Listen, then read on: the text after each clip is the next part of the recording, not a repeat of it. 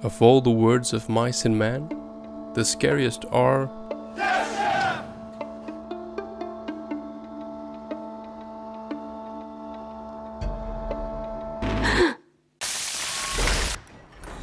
food-based horror has been a mainstay of Western culture since the very beginning. If you don't believe me, ask Eve. In film, the horror associated with food usually lies in the distortion of the food itself.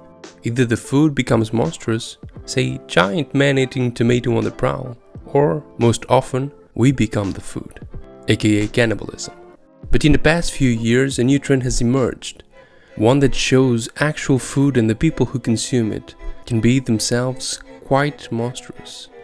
Food really puts us on the spot in terms of making us perform for those around us who will, or at least we think will, be judging us based on how and what we eat, says Adam Lowenstein, writer of several horror film analysis books.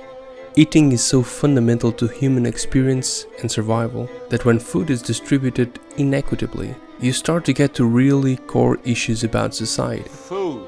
Horror is very much attuned to that, and if humans can't figure out a way to be fair to each other, horror will seek to equalize that dynamic, and it's not going to do it in ways that are pretty and easily digestible.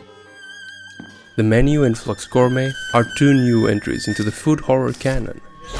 They take food and the privileged few who can easily afford it and make them into modern monsters. Both films explore food as an artistic performance, enjoyed by wealthy patrons, and satirize the absurdity of people who have enough money to eat tiny portions by choice. Ancient Greek peasants dipped their stale, measly bread in wine for breakfast. And how did Jesus teach us to pray, if not to beg for our daily bread? It is and has always been the food of the common man.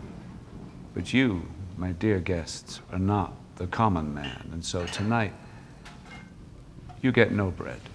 It's just a speech. It's not like it's a big deal.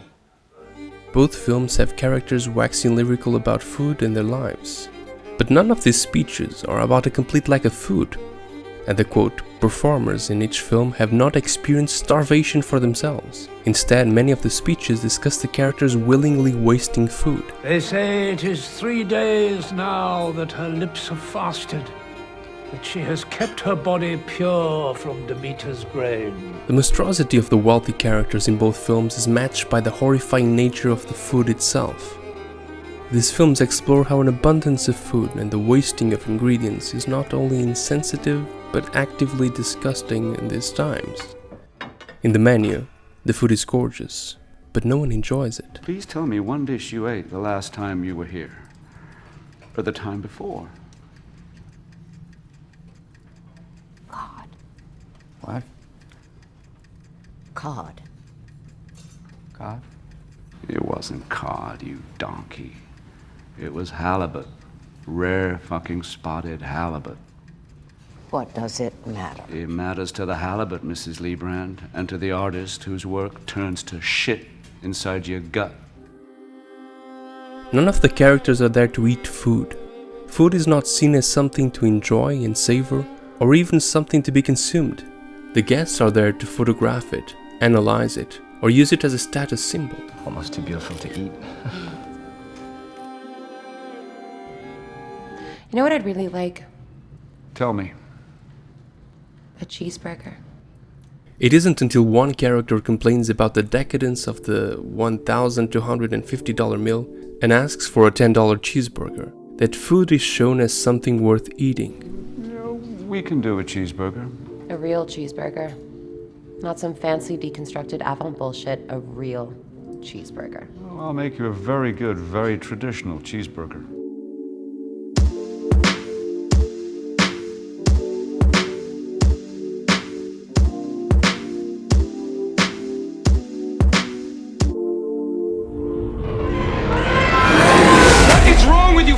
Jack-offs! We're down 6 sausage, pepper, 5 greens to the ravioli. Let's go! We're down that because you are not firing. Chef, chill! Are you out of your mind? Last year, James Ponikozic described season 1 of The Bear as a war story that happens to take place in a kitchen.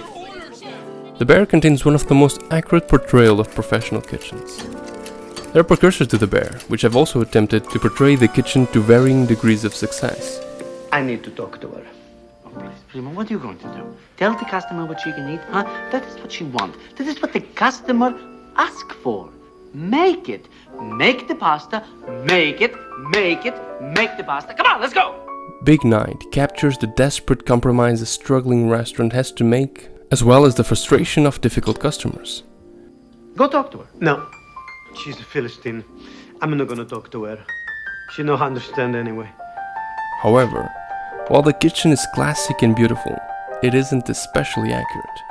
In Chef, Jon Favreau's real-life experience makes for a convincing, if rose-tinted, depiction of the pressures of a renowned chef on the downswing, and John Wells' Burnt comes closest to portraying the chaos of the kitchen setting, but overshoots and ramps up the archetypal tyrannical chef to the nines, with Cooper's depiction missing a method to that madness.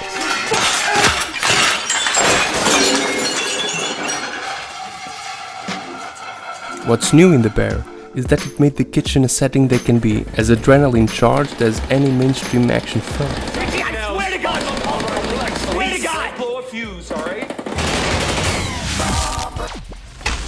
It's not food horror, it's food thriller, at least season 1. Back to that Poniekose quote. In The Bear, work is furious, violent and relentless.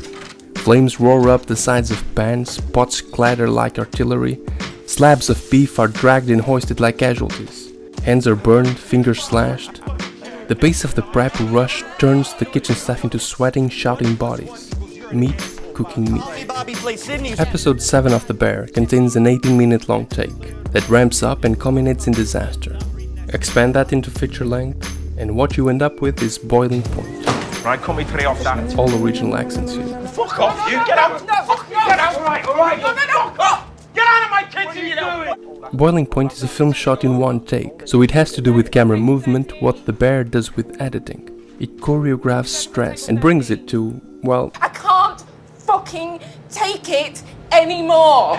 one stressful event follows the other. Health inspector, Keeps itching his beard. Do you know that? Apparently washes his hands. food critic, No. Off duty. old jealous mentor, Andy always needed me to push him to greatness. Never ever achieved it on his own. a racist family, What's that?